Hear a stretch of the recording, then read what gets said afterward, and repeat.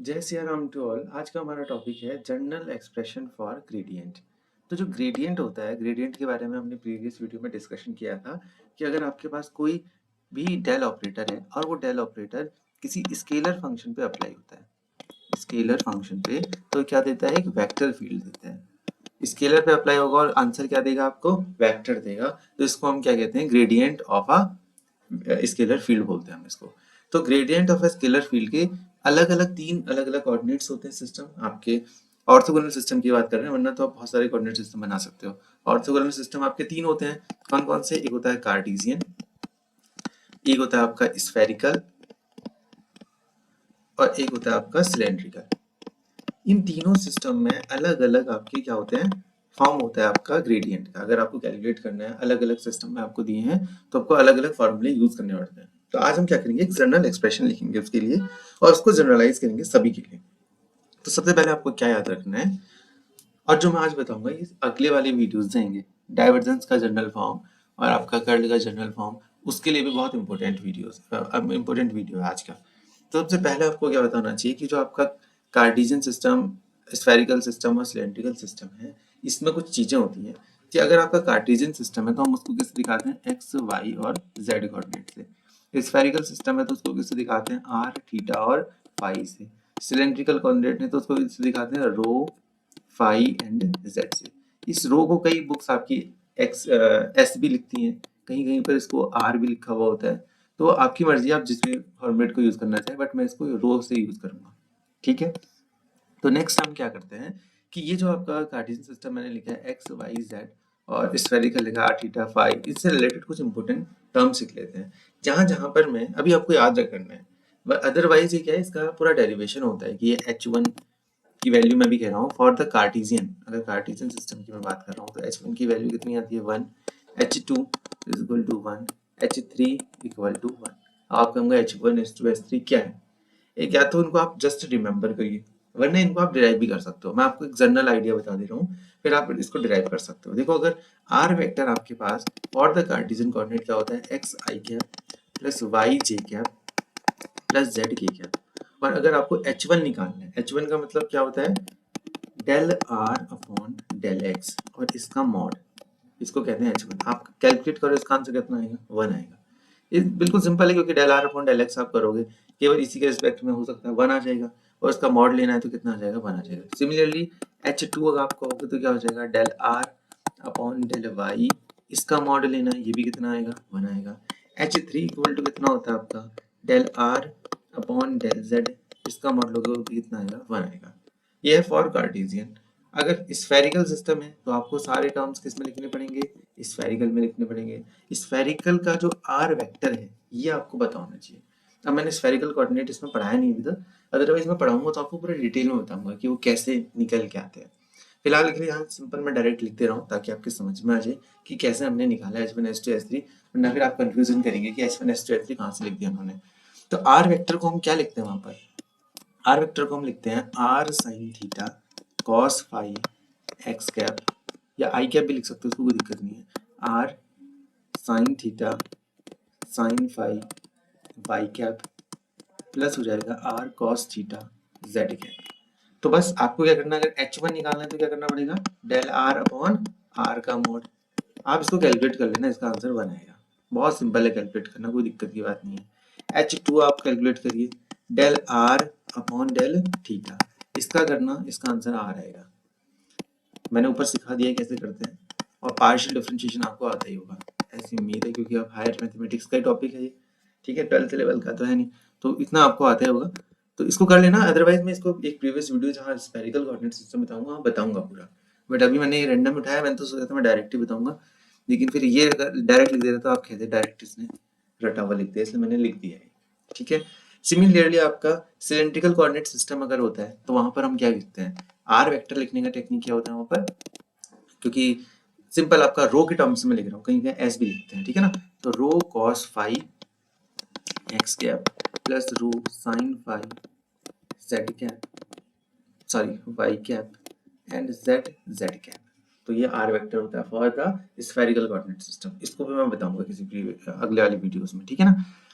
तो H1 यहाँ से निकालना है। अब टेक्निक आपको आगे होगी del r upon del rho कर देंगे, इसका मॉड कर देंगे। आंसर कितना आएगा, आंसर लिख दे रहा हूँ क्योंकि सब ये आप जब बार बार इसको करते हो तो जब आप बड़ी क्लासेस में जाएंगे तो आपको खुद ही याद हो जाएंगे, ठीक है ना। Del r upon del rho and फिर उसके बाद फाइव, इसका आंसर रो आता है। H3 इक्वल टू, ये आप कर भी सकते हो इसलिए मैंने लिख दिया है। जिसको ज़्यादा क्यूरियोसिटी है वो डायरेक्ट लिख सकता है, मतलब इसको डिराइव भी कर सकता है इसका आंसर, क्योंकि अब मैं डायरेक्ट लिखने वाला हूँ टेबल बना करके। उस टेबल में मैं क्या लिख रहा हूँ, उस टेबल में मैं लिख रहा हूँ आपका H1 H2 H3 H1 H2 H3। ये बहुत इंपॉर्टेंट है, ये आपको आज का वीडियो इसलिए इम्पोर्टेंट है क्योंकि फिर अगर आपको ग्रेडियंट में ये सब H1 H2 H3 क्लियर हो गए तो आपको कर्ल और डाइवर्जेंस के लिए कोई प्रॉब्लम होने वाली नहीं है।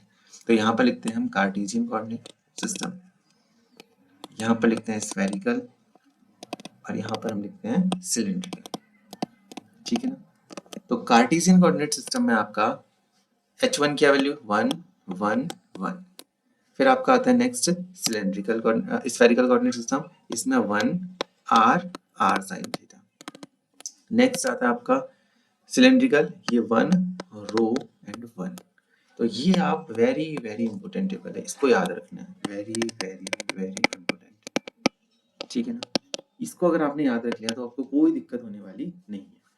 अब देखो एक जनरल फॉर्म लिख रहा हूँ ग्रेडियंट का। अब ग्रेडियंट का वीडियो तो अब स्टार्ट हो रहा है, अभी तक तो बहुत बेसिक था और बहुत इंपॉर्टेंट भी था। तो ग्रेडियंट का जनरल फॉर्म क्या होता है, एक्सप्रेशन डेल को अगर हम लिखते हैं तो लिखते हैं Q1 upon H1 del upon, अभी H1 आपका पीछा नहीं छोड़ेगा, तीनों में रहेगा, ठीक है ना। लेकिन इससे एक फायदा है कि आपको एक जनरल फॉर्म याद करोगे सभी के लिए हो जाएगा वो valid, Q3 upon H3 del by del Q3। तो ये ग्रेडियंट का क्या है, जर्नल एक्सप्रेशन है। क्या है ये, जर्नल एक्सप्रेशन। अब आपको क्या करना है, देखो कुछ नहीं करना, जहां पर Q1 है, Q1 कैप, अगर कार्टेशियन की मैं बात करूंगा तो मैंने आपको वैल्यू बता दी, क्या लिख सकते हैं एक्स कैप लिख सकते हैं। Q2 के लिए क्या, Q2 के लिए क्या लिखेंगे वाई कैप लिखेंगे। Q3 के लिए क्या लिखेंगे जेड कैप लिखेंगे। सिमिलरली अगर ये कोऑर्डिनेट आपका आर थीटा फाई हो, स्फेरिकल हो तो r cap theta cap phi cap, cylindrical होगा तो rho cap phi cap and z cap. अब आपको आइडिया आ गया होगा। H1 H2 H3 मैंने पहले बता दिए हैं। तो सिंपल अगर मेरे मुझसे कहे कि कार्टेशियन कोऑर्डिनेट सिस्टम के लिए ग्रेडियंट क्या होगा बताइए, तो बड़ा सिंपल है। ग्रेडियंट का फॉर्मूला क्या हो जाएगा, देखो x cap del by del q, q की वैल्यू कितनी है फिर से x, plus y cap del by del y plus z cap del by del z. Similarly अगर कोई मुझसे कह दे कि स्फेरिकल के लिए लिखो तो बड़ा सिंपल है, डेल वेक्टर करना है आपको। सबसे पहले क्या करना है, क्योंकि नीचे सबका H1 H1 H2 H3 की वैल्यू 1 1 थी, इसलिए मैंने डायरेक्ट कर दिया, ठीक है ना। Are cap upon H1, H1 की वैल्यू 1 ही है तो del upon del r plus theta cap, but इस टाइम पे H2 की वैल्यू कितनी होती है 1 सॉरी आर होती है। ये मैंने टेबल बनाई है, देखो यहाँ आर है और H3 की वैल्यू कितनी है आर साइन थीटा। अब आप बाद में करोगे आपको वैसे ही याद हो जाएगा, ठीक है। तो ये हो जाएगा आपका डेल थीटा प्लस फाई क्या अपॉन हो जाएगा r sine theta del by del phi हो जाएगा। सिमिलरली आपका कार्टेशियन लिख दिया मैंने, स्फेरिकल लिख दिया और आपका आप क्या लिख देंगे हम सिलेंड्रिकल कोऑर्डिनेट सिस्टम। सिलेंड्रिकल में क्या हो जाएगा, डेल वेक्टर इक्वल टू हो जाएगा आपका इस बार row gap del by del row plus H1 तो 1 होता है यहाँ पर, लेकिन H2 कितना होता है रो होता है, तो हम इसको क्या लिखेंगे, देखो फाई क्या upon rho del by del phi plus आपका नेक्स्ट टर्म क्या आ जाएगा आपका जेड कैप एंड वो 1 ही होता है तो Z cap upon this one. तो ये आपके कार्टेशियन कोऑर्डिनेट सिस्टम में, स्फेरिकल में और सिलेंड्रिकल में, तीनों में हमने ग्रेडियंट का लिख दिया। अब किसी भी फंक्शन को इसमें अप्लाई कैसे करते हैं हम वो देख लेते हैं। तो फॉर एग्जांपल अगर मेरे पास है phi equal to x y z and find out the gradient. अब आपको पता चल गया कि इसमें अगर एक्स वाई जेड गिवन है तो एक्स वाई जेड का मतलब क्या हो गया, ये कार्टेशियन कोऑर्डिनेट सिस्टम का है और कार्टेशियन का अगर है तो कार्टेशियन वाले फॉर्मूले आपको लगाने हैं।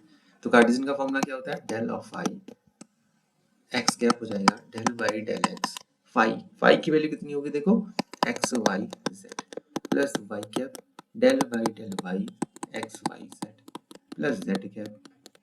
अब तो बहुत सिंपल है ये, z cap del by del z x y z. Partial आपको पता ही है, पार्शियल कैसे करते हैं हम, जिसके जो लिखा है उसके बाद उसको तो स्पेशल मानते हैं, अदर वाले को क्या मानते हैं, पार्शियलिटी कर देते हैं, उनको कांस्टेंट मानेंगे। तो एक्स कैप इसमें आपका with respect to differentiation x है, तो हम वाई और जेड को क्या मानेंगे, कांस्टेंट, बाहर आ जाएगा, डेल बाय डेल एक्स तो कितना हो जाएगा, 1 हो जाएगा। सिमिलरली वाई कैप, वाई को तो हम मान लेंगे special, otherwise x z. Similarly z cap x y, तो ये आपका क्या किया, ग्रेडियंट आ गया। तो बस ग्रेडियंट निकालने में क्या करना है, जो फॉर्मूला आया उसको जस्ट अप्लाई कर देना आपको, जैसे आराम टू ऑल।